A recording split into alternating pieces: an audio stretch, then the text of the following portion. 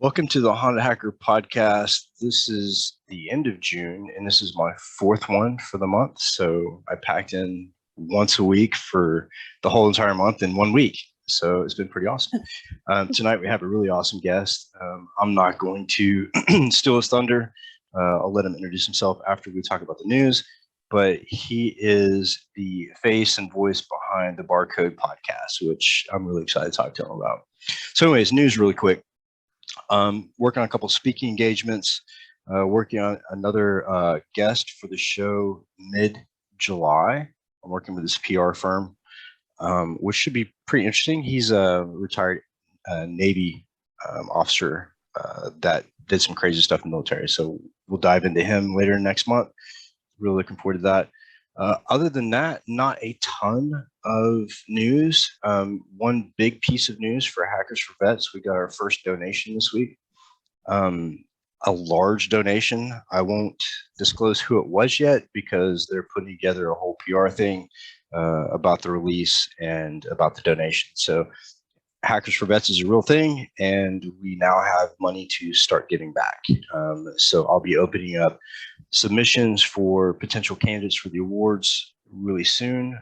Just so you know, and you have a heads up, in order to qualify for the awards, you have to be an honorably discharged veteran. Years of service doesn't matter, and you have to provide a DD-214 for proof verification.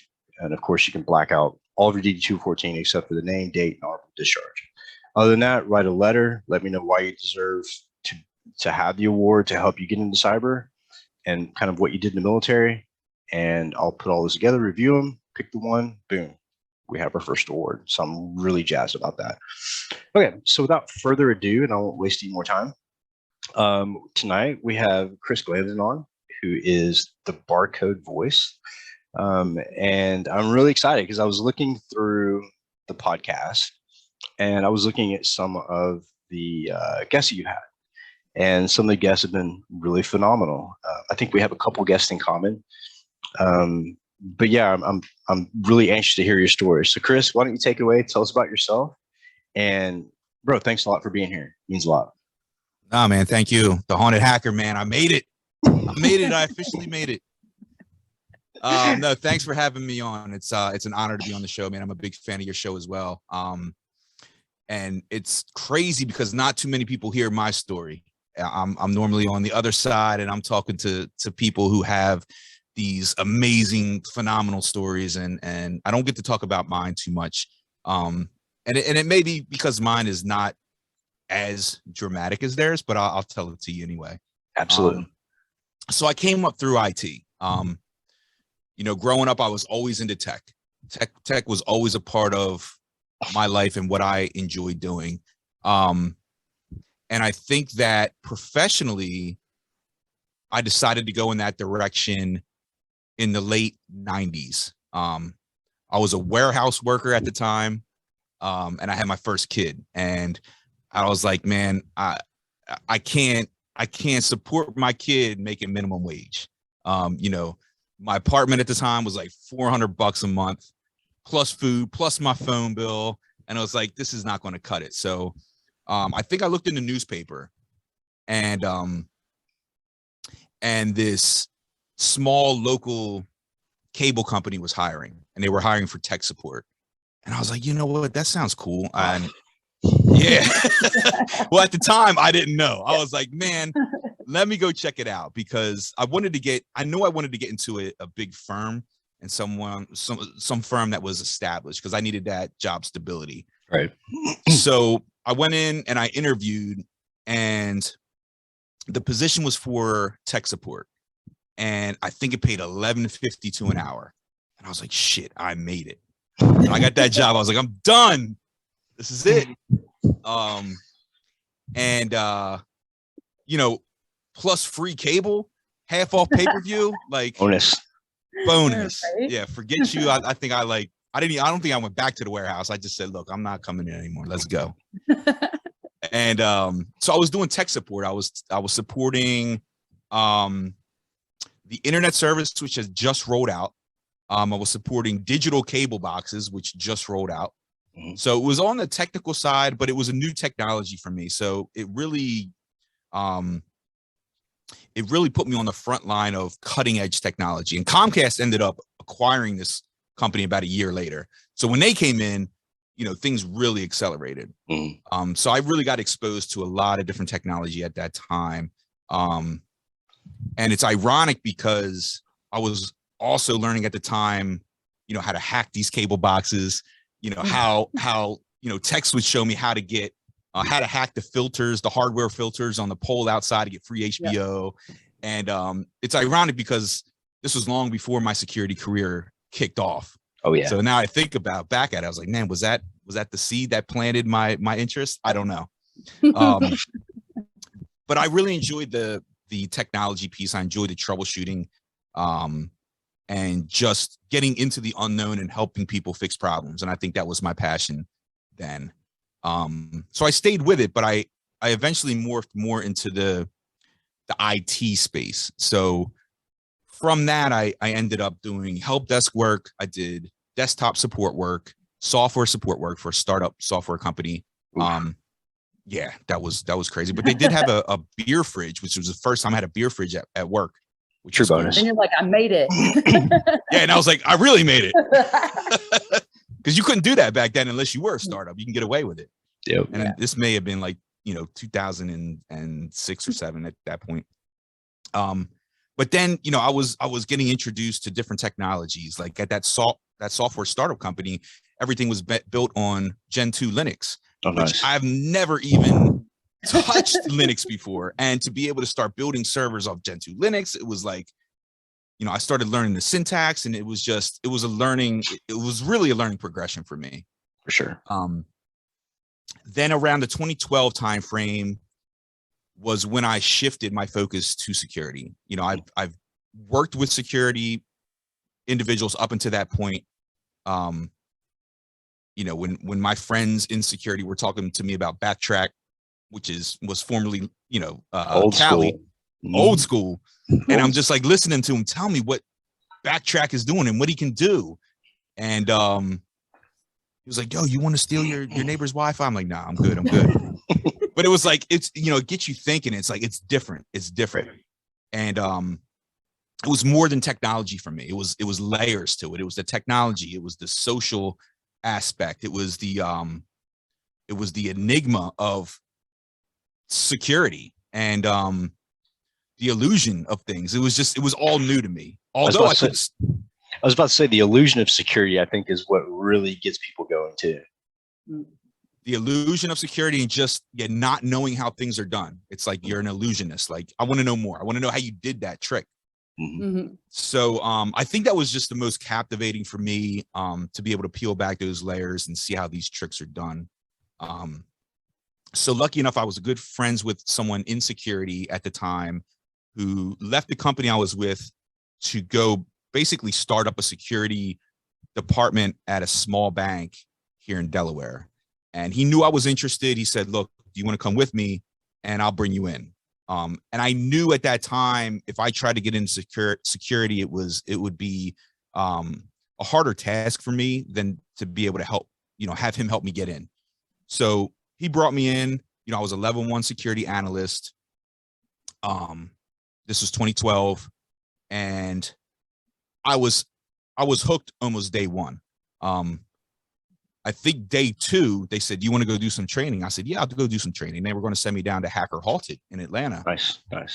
And I was like, "Yo, what am I getting into?" I'm scrolling through the website. I was like, "These dudes with hoodies on," and I was like, "This looks cool."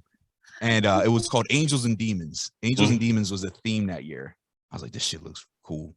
So I picked out a boot camp down there, and the boot camp was like, intro to cybersecurity, something like super high level. I was like, all right, I can do this.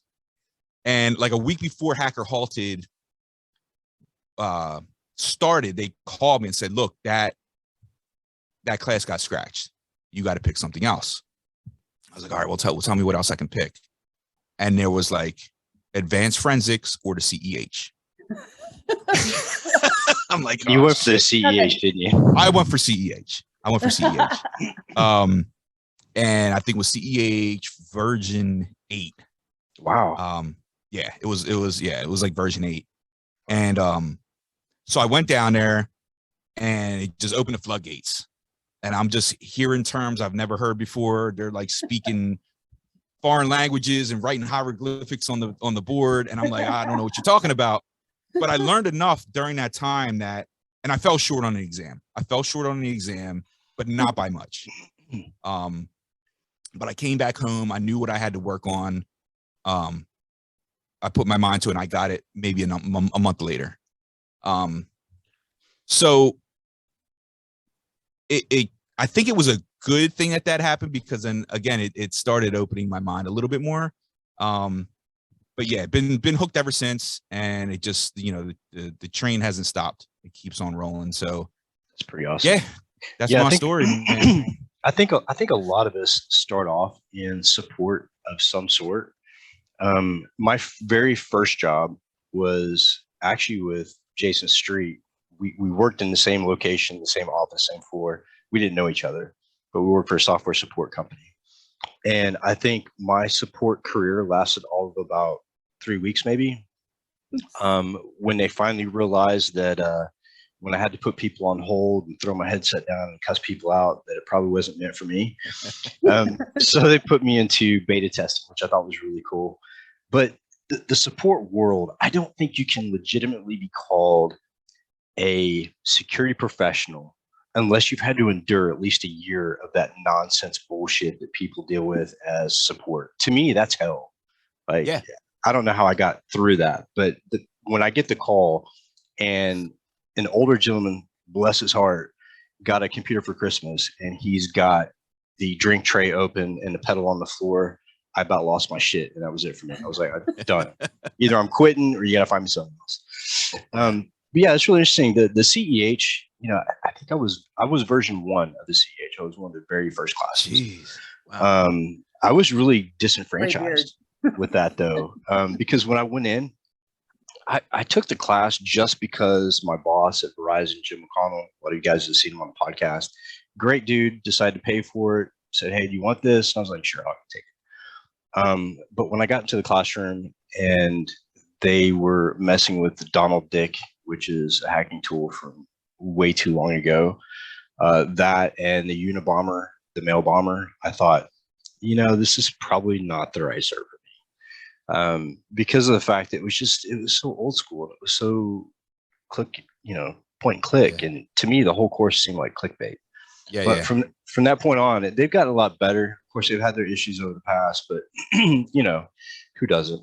Well, EC Council's had issues. Yeah. Big issues. But hopefully they'll pull through that. Hopefully they'll get back on track. Because the DoD requires a lot of people to have that CEH in order to be a DoD contractor, which blows my mind, but whatever. Yeah. So tell me what it's like for you as a podcast host because you've had some really cool people on there. You've had Gummo on there. You've got a couple of people at HD Moore. Funny stories about HD back at Austin, Hackers in Austin. Anyways, different story. So tell me what it's like for you as a podcaster, and kind of what you look for in guests, and just kind of like the behind the scenes, man, what goes into, because I don't think a lot of people know how much time and effort actually goes into what we do to provide content. It's insane. It's truly insane. And when I got into it, I didn't have someone telling me that it's insane. I had to learn that on my own. So, but what helped me was my practitioner background and coming up through security, being able to speak that lingo, being able to, understand the pain points that my guests are talking about and solving for, knowing a little bit of hacker history in terms of some of the folks that I knew coming in I wanted to talk to. So I wasn't scouring forums trying to find guests. Like it was almost when I reach out, you could check my stats as far as a practitioner, and they knew that, I've been through the trenches. I've been on the front line. So I think that helped a little bit. If I got into podcasting and I was,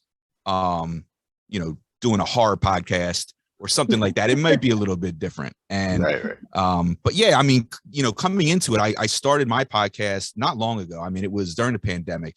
Yeah. I think it was right around April 2020 where I decided, all right, let's do it. I've had the idea for years, but I think that pandemic, and as disastrous as it is, it allowed me to be able to start this. And I don't think I would have started it without having that time, and then also having the time that my guests were dedicating to me. Right. A lot of my guests right up front were, speaking at conferences, speaking at forums, and I thought to myself, let's help get that word out and have them on the show. So right off the bat, man, it was really good. Yeah, it kept going. And what I found is that everybody that I speak to, 99% are willing to come on and share their ideas. And I'm sure you feel the same way. It's this industry is so helpful with trying to educate others and share their stories. And I don't know of another industry like that as well. So I took advantage of that too. This is 100%. And I like to be educated. Mhm. They like to educate, and people like to be educated. So it's a win-win-win. And that's why I do it. I have a for question. sure. Where did you Sure. get the barcode idea and the concept of Tony? Oh man. Well, the barcode concept stems back maybe 5-6 years ago. I was gonna do a podcast called I think it was going to be called Triple Threat, and it was me and two other guys that I worked with, and we were just going to talk about like data breaches and drinking. Nice. And this was pre-pandemic, so it was hard to get everybody together because we wanted to do like an on-site podcast, and it didn't work. So when this idea came up, I was like, man, I want to stick with this theme.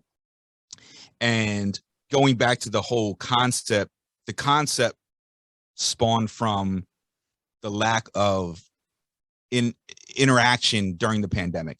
So we weren't able to get the Black Hat. We weren't able to get the DEF CON. We weren't able to get to B-sides and do these happy hours after the conference talks. And, from my experience, a lot of the great ideas are born out of those happy hours and those talks at the bar, because people feel laid back. They feel non-pressured. So I was like, well, if I can transplant that into audio and do it that way, then that's what I'm going for. And it took me a lot of time to ramp up. But yeah, I think I got there. Tony was brought in because I know I needed someone to make drinks. And I didn't want to make drinks and talk. And Tony, if you don't know, he's not a real bartender. So it took him some time to like get up to the terminology too. He he works at a liquor store, so it's close, but not a real bartender. Nice. Nice. But yeah, that's how the concept goes, and we're just trying to keep pushing it, trying to keep innovating. And Mike, it's creating content consistently like you do, at a very high level. It takes a lot of time. Like you said, it's more time than a lot of people realize. Yeah, I think it's a time, and not only that, but for someone with neurodiversity, it's a little bit more difficult to like really put on that social face and really like jump in there. And I think that drains me a lot. But I enjoy it because, like you said, every guest that I have, I learn something from, and I'm big about learning from different people and different situations. But I think that, having guests on that have cool backgrounds, that have something to share, I learn so much from them. And I feel like, being able to give them a voice is really important. Like that to me is the key to my success, is putting somebody else's voice out there. Yeah, no, 100%. And you have guests that you see constantly on rotation in other podcasts. My vision is to get people on my show that should be in a routine of podcasts, but that aren't. You need to give them a voice, and hopefully from there, as a podcaster, there's no better feeling than see that person, go on another show the next month and continue their success. Right. So yeah, that's yeah. Yeah, and then meeting the people with the really cool stories too. So when we first cranked up the Haunted Hacker, which was going on 2 years. It'll be 2 years in October.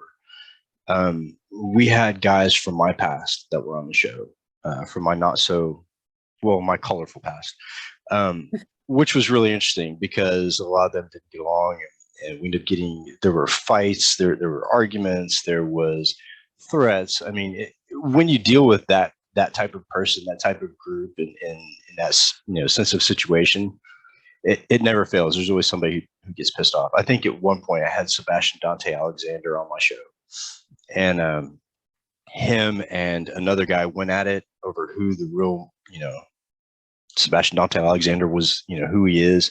And it just, as a podcaster, you sit back and go, what the fuck? You guys sort that out. All I do is do the interviews. Yeah. But it's crazy that kind of drama comes up. But I got a question for you real quick. Sure. As you're doing these interviews, so for me, insecurity and you as well, when you're doing interviews, do you find it hard to hold back? I do. With you know what I mean, with your opinions, with going on a long explanation, because as an architect, I like to dive deep. Right. Yeah, totally. There are times when we're talking about a topic that I really have a lot of passion for, which is basically anything anti-government. But if we talk about something if we talk about something that involves politics or geopolitics or the global threatscape or whatever, then I get really animated. UFOs. UFOs. I get really intense because those are things that people don't listen to. They're things that people don't think about, and everyday people, it just doesn't cross their mind. And that's the type of shit that I want to say it loud enough to where people wake the fuck up and hear the message. Yeah. Even if it's just a piece of it, maybe they'll listen to it and open their eyes and go, fuck, maybe there is more going on behind the curtain, this veil that we see of a government. Maybe there's more shit going on that we don't know about. Yeah. And that's kind of what I want to get. After working in intelligence for so long and having guests that have worked in intelligence, we all have the same story. There's more shit that goes on, and if you knew, your brain would just go. But those are the things I try to push. And you're passionate about that, so when you're on that topic, you're like, you're sweating. Yeah. But like you can't go. Down this path of talking about it. But yeah, I'm with you. Yeah, I don't want to do diatribes, and I try to avoid that. There are times when I break off into a diatribe and apologize later for it. But hey, it's life, and you still got to get your point across. Yeah. Fuck yeah. And one thing that I really appreciate about the podcast is it's very genuine, it's very raw. And I just want people in their rawest form. Like if someone's pissed off about something, I want to hear about it. And don't worry about getting angry, because I'll probably get angry right with you. This is the type of shit that people need to hear about. So yeah, like podcasting is definitely, I think the pandemic really spun up a shit ton of podcasts. Like that's when I started mine, started ours. And it got, when I looked outside of what we were doing and seeing all the various podcasts that were coming up, some were fantastic. Some were maybe an excuse to have a social hour or whatever. But in general, it really gave us a platform. And the pandemic, if it wasn't for the pandemic, I probably wouldn't have a podcast. So pandemic was a positive thing for me, even though I caught COVID like 6 times. Did you really? Sure. Yeah. I'm lucky. I haven't caught it yet. But I'm going to Black Hat DEF CON again, so we'll see what happens. I may or may not make it out there. I think I caught it in April, and I've been boosted and everything, and everything's fine, but all the masks came off, and next thing you know, I'm like, oh, my allergies are real bad, and everybody's like, nope, you got it. And I was like, yeah. Okay. And I died for 2 weeks. So I'm gonna go off on one of those tangents just for a brief second. Talk about the pandemic. Did you guys know that Pfizer just came out with a new vaccination, and the advertisement and the supporting data behind it, the new vaccination is, oh, the other one doesn't work anymore. It was meant for the very first strain. So I did not hear that yet. I almost died. I almost died from the vaccination. And now they're telling me, oh, we have another great version of it coming out that you'll have to get for Omicron. I'm like, no, fuck y'all, man. I'm done. That's just going to push you over the ledge. Right. I'm done, man. Yeah. So, yeah. I'm with you. Yeah. But that's, it's hard. For me, I ended up, it went into my lungs, and I had asthma. So of course, when I hear something about like going into my lungs, like, of course that scares me. And like, apparently it was a little bit worse for me, but like, you know, I've been vaccinated, but again, I don't know, maybe it wasn't that bad if even without it. Cause you know, like, and we've talked about this before, it's like the flu now, right? Like at this point, you know, people are going to Today, who knows what it's going to be tomorrow, because, and it Right? depends on who's affecting too. It's like, Yeah. there is no blueprint on how to handle it. You don't know how it's going to affect you. Right. And again, I haven't had it yet, so I don't know, but from those that I've seen have it, you know, it's varying degrees of pain and suffering and hell. Yep. Yeah, Totally agree. Yeah. And I think that's another one of those things that, you know, the government doesn't know enough about the virus to really be 100% effective. So instead of looking bad like they don't know 100%, they act like they know 100% and just fuck everybody. So I have a pet peeve about that. So along with podcasting, I see that you're on the InfraGard board, which is really fucking cool. Also, some of the other stuff you've done. Tell me about the beginnings of really blowing up in cyber. I know that everybody hits that one moment in time where the doors seem to, instead of having to pull it open, it seems to be an automatic door and we walk right in. And I feel like a lot of us who have gotten to a certain point in our career or to a certain level of, I guess being occasionally around people and people knowing who you are. What was that point that brought you from, hey, I want to be in cybersecurity, to I'm fucking here and I'm here to stay and this is me? So what was that point for you? Yeah, that's a good question. I would say maybe just a year or two after I got into it. I think it was the timing when I got into it. I think a year after I got into it is when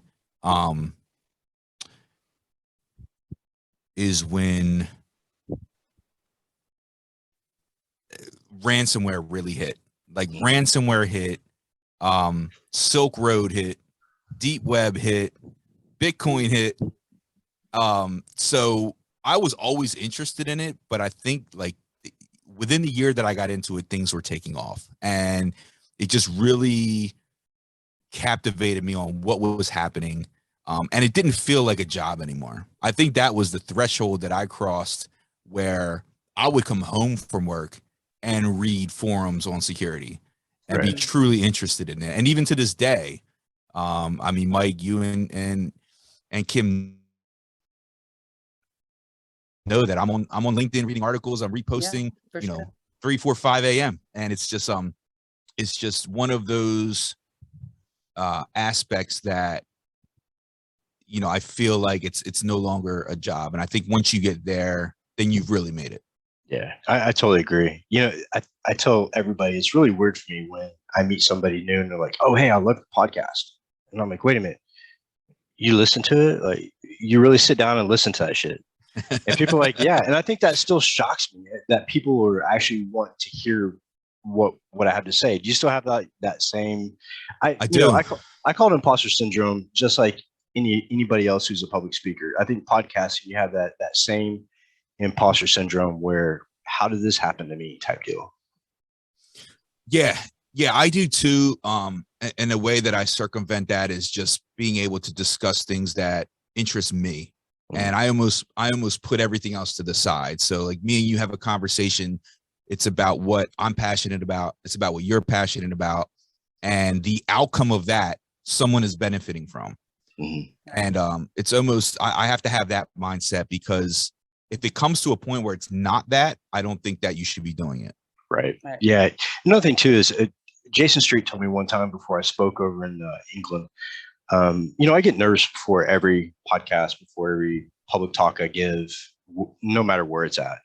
And Jason gave me some really vital information. At one point, I was texting him on the bus on the metro in Houston. And I was like, hey, you know, I'm super nervous about this. What are your tips? And should I be this nervous? And he was like, the second that you stop being nervous before you speak publicly, then you need to stop speaking.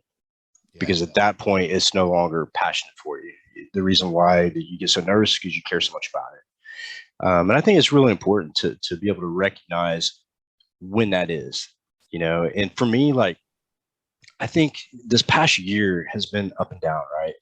And I was still trying to rebuild myself and try to get my shit back together. But there came a point where the podcast, like, there were times when I just wanted to hang it up. I just get frustrated. Things weren't going the way I wanted to go. It wasn't enjoyable to the point where, I felt like I needed to do it. And at that point, I had to take some time off because I was like, there's something wrong here. And I'm not really sure what it is. Something's off. And then I realized once I took myself out of the picture of other places and just focused on what I enjoy doing and saying, fuck the rest of it, that's what really helped.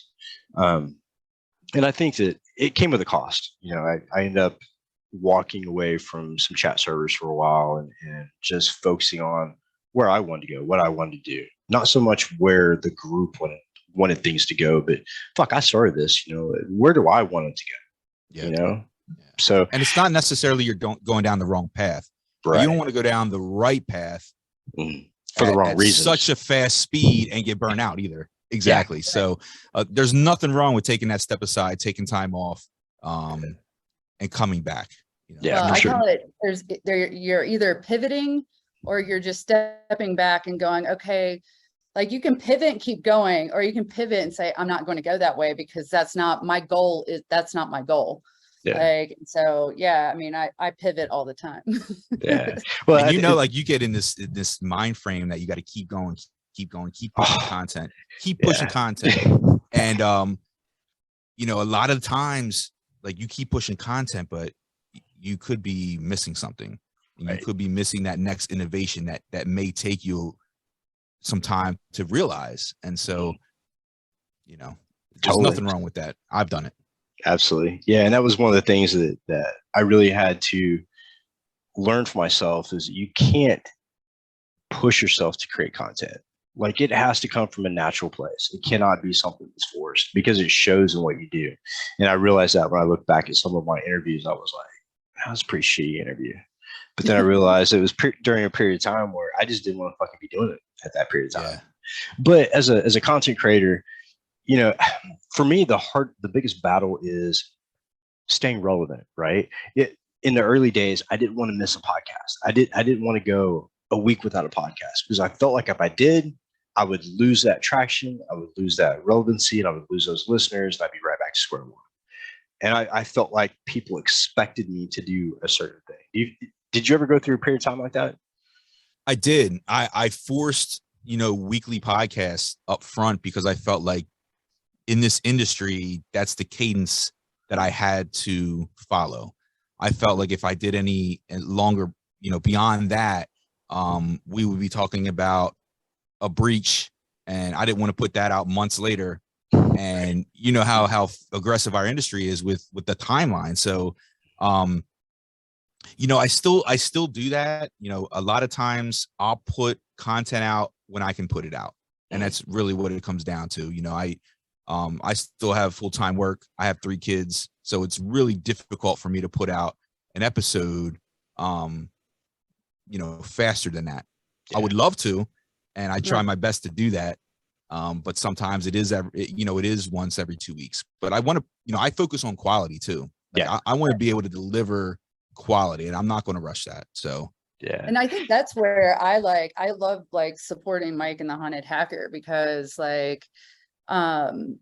for me, I've thought about doing it multiple times, and I can't, I don't want to. There's too many great people. I'd rather support people in a lot of ways, I feel like I'm a connector, but I also feel like if I did it, I would be so intense. It would just drive me insane. I'd want to get it out weekly, and then I wouldn't be happy with it. And then I would probably go into some mad depression and probably it would be bad. It's addictive. It's addictive. And yeah, I don't want to do that to I'm nah, I'll just help everybody else. I'm not saying I won't ever do it, but I mean, I don't know. I'd rather just hire somebody in social media, do stuff for me. I mean, along with podcasting, speaking conferences, on top of everything else, it's you never want to tell anybody no because you don't want to be that person that doesn't get asked back. And so, I mean, there's so many pressures we put on ourselves as content creators that I think that a lot of people are completely oblivious to. And I mean, it's really cool that we can talk about this. Hopefully somebody else will listen to it and go, well, I'm going for that podcast, or fuck no, let those guys do it. Just and I think you and I are like, it's not podcaster against podcaster. Like I'm not in that game at all to be competing with other podcasters. So I think this is a great conversation to show people that are thinking about that. We're supportive. We're supportive of you. 100%. Well, and I think a new thing that's happening though is like all the kids now, like everybody wants to be a YouTube content creator. Like not everybody, well, I mean, hey, it's great, but like you also can't, like not everybody's gonna be there. It's kind of like a basketball team or football. Like there's a lot of people on a football team. Not everybody is the quarterback. So like not everybody's gonna get that paycheck they think they're gonna make off of it. It doesn't mean don't try, but have realistic expectations. Like don't, like people are, we talk about how like this industry, like social media and all this is bad for kids and their mental health right now, and like we're trying to push them in. They want to be content creators. If they don't make it, like, what are we doing to these kids? Like, and then that's why avoiding that burnout is so crucial. Yeah. Like you have to be persistent, but you also have to know your limitation. Like don't get burnt out, keep trying. You're going to keep improving over time. Right. And, as Mike knows as well, when you first start, it's like, is this going to take off? Is it going to take off to my expectation? Yeah. But then it gets back to doing what you love and being passionate. So if those YouTube creators are doing something that they enjoy doing, keep doing it. Keep doing it. 100%. If it keeps you off the streets and keeps you out of trouble, fucking do it. Yeah. I remember when I made 1,000 subscribers to YouTube. It was just like a couple months ago. I think so. Maybe 4 months ago. But anyways, it was the coolest feeling. I was like, oh shit, I have 1,000 people who actually listen to my shit. And then I looked at the Spotify results and was like, oh, wait a minute. I'm in 50 fucking countries. That's really odd. Like, what do people listen to? Like, how does that come off to them? But yeah, I think a lot of it is just providing the content. And then the reactions I get from people are still shocking, when people appreciate what you do. Because I didn't do this for everybody else in the beginning. I did this for me. I did this to give back my own way and kind of sort through some shit that I was going through. And then it went from that discussion to a full-blown podcast. And those early days, like you said, man, those early days were crazy, bro. I'm talking like copious amounts of liquor, and maybe people would disappear from the podcast mid-podcast and pass out. I don't know. But it was crazy. It was crazy. But it's good shit. I think what you said, is the key to longevity, though. I think doing it for yourself, doing it, for your love, whether you have 0 listeners or 1 million listeners, would that stop you tomorrow? Tomorrow, if things change, would that stop you? And, I like to think of it that way. Chris. What's that? Yeah. I don't have your radio voice. Chris definitely has a voice for podcasts, for sure. Yeah. I have a face for podcasts. That too. And a voice. And a voice. Yeah, I tend to hide mine most of the time. So. But that's why I do audio only, Mike. Really? So you just audio? No, never just video. Audio.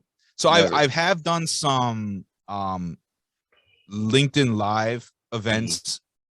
LinkedIn Live based interviews, and I do live shows now too, which is streamed over LinkedIn. So, those I have to do with video, but my standard release for my podcast is audio.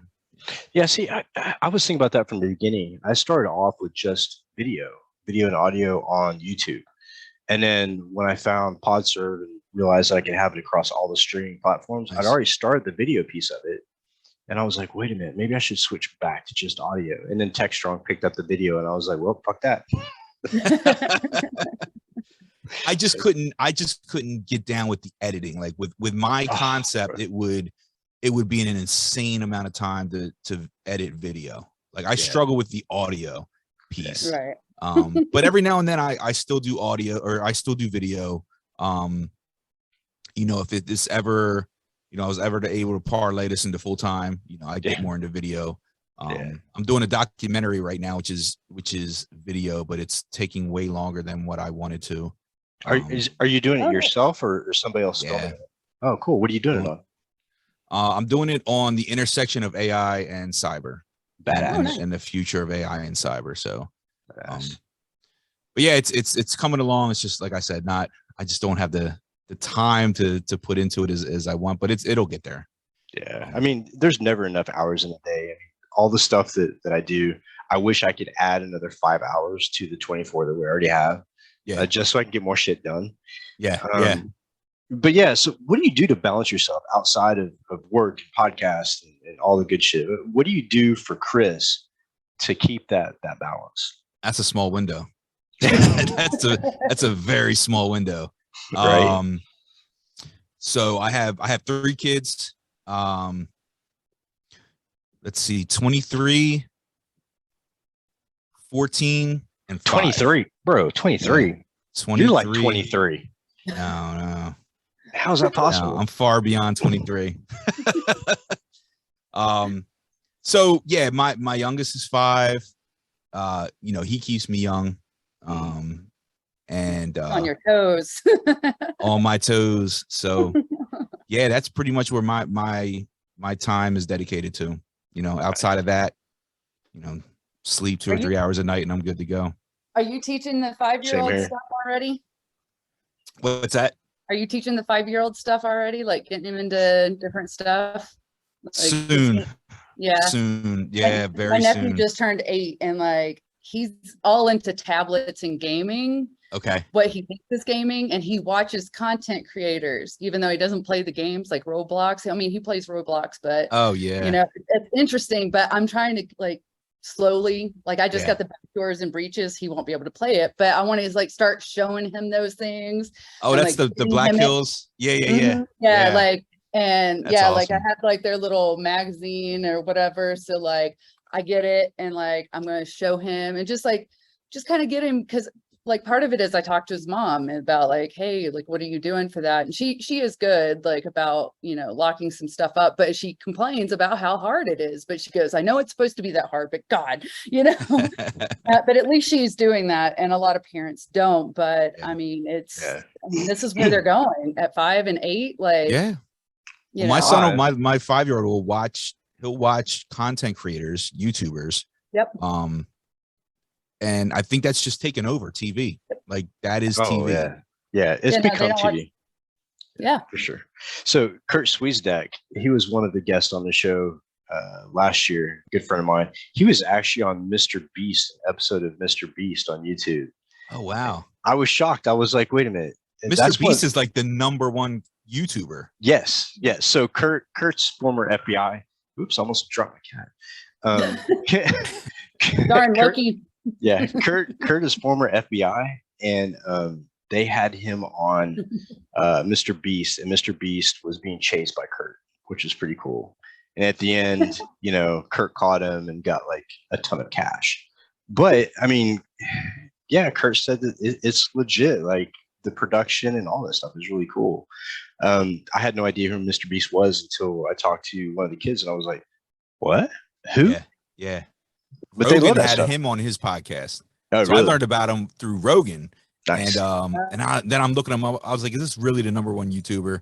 And I looked him up, and he legit is. I mean, yeah, big time. So, looking back at your guests, I know this is going to be a shitty question, and I know it's going to be pointed right back at me, but who was your favorite guest? Which story was like the most interesting, or the most interesting episode of your podcast that you remember today?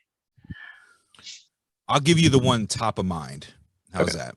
Is that fair? That's fair. So the one top of mind. No. The one top of mind is Joe Grand.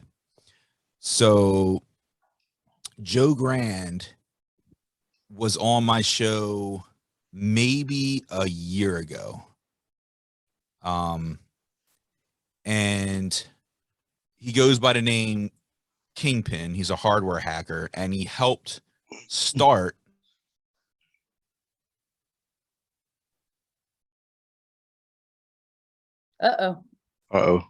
we lost you for a second.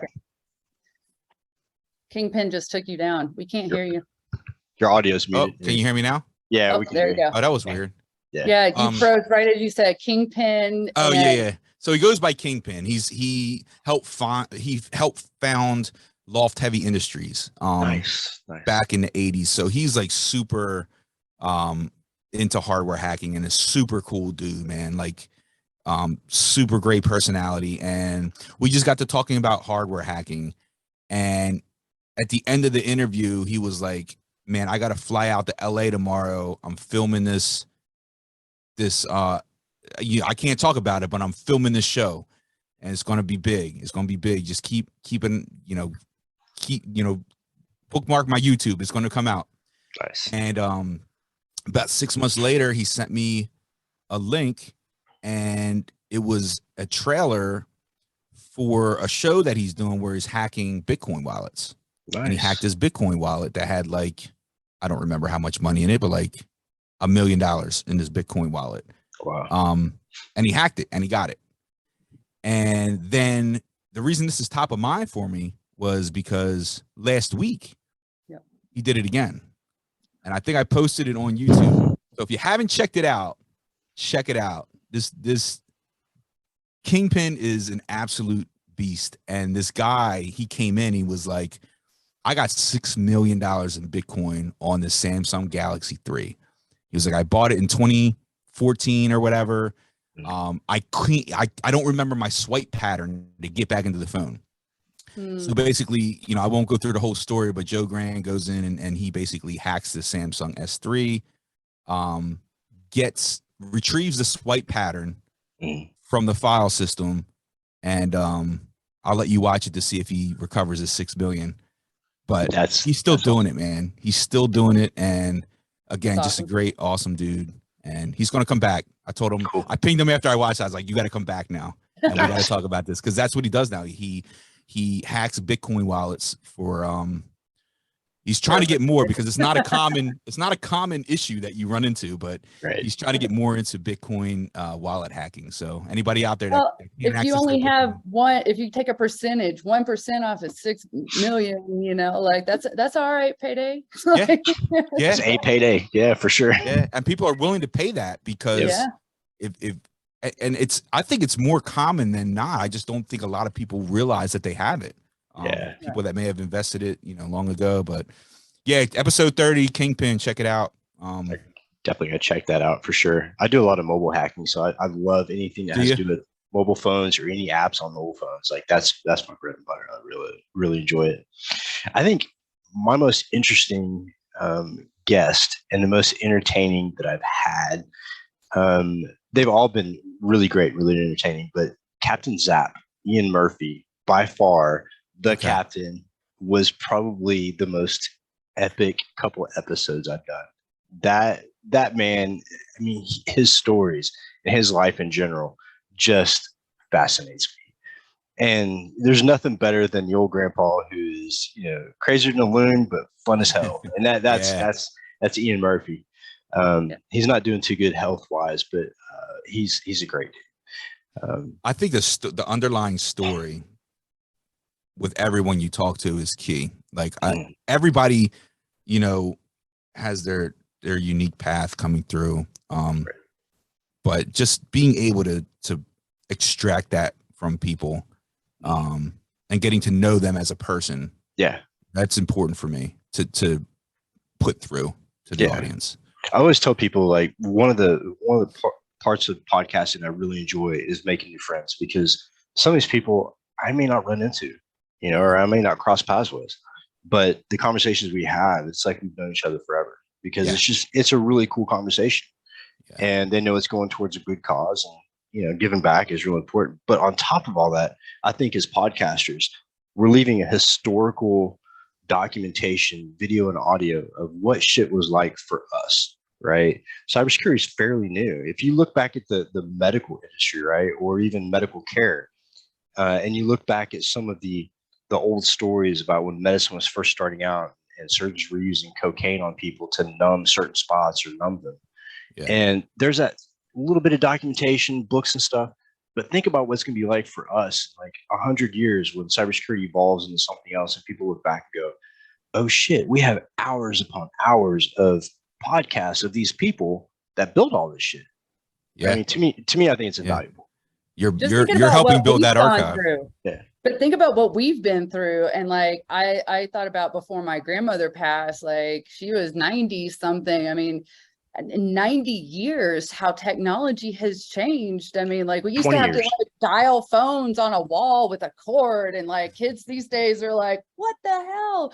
Like, how is this possible? Like that they don't understand. I mean, that's how rapidly it's changed. And so, I mean, it's going to be pretty freaking amazing to see what, you know, the next 100 years, like, if Well, we don't not destroy ourselves. not even 100. Like, look at how fast technology's moved. And I don't want to sound like a conspiracy theorist, but if you look back at Roswell, right, in Area 51, and the crash that happened in Roswell, New Mexico, the amount of technology that the U.S. military and government have developed just in a short period of time, we're talking 40 years. We're not even talking like 100 years or, you know, 200 years. We're talking about a very short window. And we advanced that far. Imagine what's going to be like in 90 years. Like that just blows my mind. You know, as a kid, Atari was, to me, that was like a huge, you know, advancement technology. Like I could sit and play shit on my TV, and now kids are doing it on their phones. Yeah, it's just it's amazing. It can't get better than this. Right. If it does, we're in what trouble. I think about too is like all the kids that are the digital natives playing these games on their phone. Like, think about like how our brain started going, like, you know, pinging off that like our parents didn't have, right? So like they had maybe a TV or whatever, and like as a child, like what we absorb is so intense, right? So I mean, what these kids will be able to come up with, like, is absolutely nuts. I mean, they're like, maybe we'll start using like 15-20% of their brain. They're already out of control, though. The kids are already way out of fucking control. Oh yeah. And part of me really hates it because I hate seeing kids suffer like that. But part of me is almost glad because I get to mentor those kids and I get to help those kids. Because if they were left to their own devices and instruction at school and parents, we'd have a world full of cyber criminals in like 40 years. Yeah. But the good thing is they're getting identified quick, and you know, they're being handed off for mentoring and stuff like that, which I think is really cool. I've had a great time with Dan Kelly. You should have Dan Kelly on your show. He was the one who did Talk. I talked to him. Oh, you did? I talked to him. Yeah, Dan Kelly. Yep. Good dude. Good dude. Okay. He's really timid when it comes to doing a podcast. He's really hesitant about it, but I keep encouraging him. You know, you've got a great story, and you know, you're doing great things, and people need to know that you've made that change. You know, I think that's really important for, you know, the kids that I work with, is to come out and show, hey, look, I'm not that same person. Give me a fucking job. Yeah. But our industry is so infamous at wanting to have that mystique and that hacker and the hoodie to take to all the potential clients. But then when it boils down to it, and it's time to hire somebody like that, they're like, you know, wait a minute, you know, we have some problems with that. So I'm trying to help change that, and I think it's important. So yeah, like besides podcasting, besides work, you know, what are your other passions besides your kids and your family and your work? Is there anything that makes Chris take a minute and go enjoy something by himself? Or what is it that keeps you in the game? Oh man, like I said, man, it's a small window.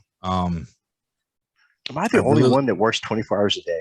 No, definitely. I think I work 25 a day. I think I've hacked time. Sweet. Sweet. I mean, anything that's technology, that's cutting edge, really is interesting to me. I have a 3D printer. You know, I 3D print time to time. Nice. And yeah, man, I mean, really, that's it, man. I just got a Jeep Wrangler, so I'm having fun with that. Do some off-road shit. Just some off-road shit, man. We've been doing some camping, which is cool. And I think that's important to point out, is that if you stay immersed behind a screen all day, like you have to get out. Like you have to get out. And I think that's sort of my outlet, is just, you know, taking the family camping, just getting outdoors, getting some fresh air, and just to reset. You know what I mean? Even if your passion is behind the screen, you still have to reset. Yeah. Absolutely. So give your eyes a break, or else you'll have to wear these trendy glasses that me and Chris are wearing. And you're not cool unless you have these type of glasses. So, right. This took a long time. Exactly. Making old look good in 2022. But 3D printing, I love 3D printing. I've got 2 printers, actually 3. 2 of them are cranking away right now. But I actually started a business on accident. Started printing something and thought, well, let me throw it up on Etsy, see what happens. Bro, it's been nonstop orders since I started. Like I paid for my Nice. printers. Paid for my printers probably 4 times now in 1 month. That's awesome. Yeah. Now, are you selling original designs? Some of them, yeah. Okay. Awesome, but the highest selling one right now is a Gothic lantern that I print the entire thing, the inside, the outside, the chains, the post to put on the wall. Yeah, I just send me the link, man. Send me the link. I want to check it out. Cool, I haven't printed anything in a while, so that'll give me an excuse to start printing again. I love printing, man. It was just the idea. Like I bought it in December of last year after my boss got one. He talked me into it. So I've been waiting for a long time because we all know 3D printing when it first started out, the printers back then. And this was like early 2000s when 3D printing first hit home use. But those printers were like 10 grand a piece. I mean, it totally not in my price range. So I thought I'll wait to get into 3D printing until they're affordable. So my boss got one and he contacted me. He's like, hey, bro, I just got this badass 3D printer. You should see what this thing does. And I'm like, how much did it cost you? Like 10 grand? He's like, $250. I was like, oh, you son of a bitch. Done. I had to go out and get it. Yeah. But yeah, same with me. I wasn't the first to get one either. Like I had a coworker that got one and he brought in, you know, this cube that he printed or whatever. I was like, oh man, that's awesome. And then I got hooked, man. I think I'm either on my second or third printer right now. What kind of printer do you have? Right now I got a H4unt Pro. Nice. It's a Delta printer. Nice. And I love it because it's got the auto leveling. It's very, light maintenance. But it's also easy to work on too. So if you have to swap out a print nozzle, it's not difficult. Dude, the bed leveling, when they came out with the BL Touch and CR Touch for the Ender Crealities, that totally changed the game. The bed leveling used to piss me off so bad when I first got my printer because you could never get it just right. No. There would always be one corner that was just fucked or something. It is. Kim, can you relate to this? Did you have a 3D printer? No. No, the only one I've ever used is in the museum up in the Science Museum in Chicago, and they had like a little lab, and I went in there and I still have my little thing, and like it looks like a little alien, but whatever. Nice. So there's a new printer coming out, and it's not in stores yet. A guy from MIT created it. I just saw a video on it this week. It's literally a vat full of this gel. It's almost like the consistency of hand sanitizer. And then the printing nozzle goes into the gel, and it actually prints freeform inside the gel. Carves it out? Yes. No, it doesn't carve it out. It uses the gel as sort of like a pool. And then the filament and the nozzle are all like one scope, and it goes down into it. So it cools it on impact, right? So it binds it together. And instead of having like a printing surface and having to be level, no, bro, this shit is suspended. It's interesting. Yeah. So a guy at MIT came out with it. I just saw the video. I don't know. It's probably way off from being on shelves, but the idea of suspension printing, I think, is fabulous because the printing surface alone on some of these printers, it's not very big.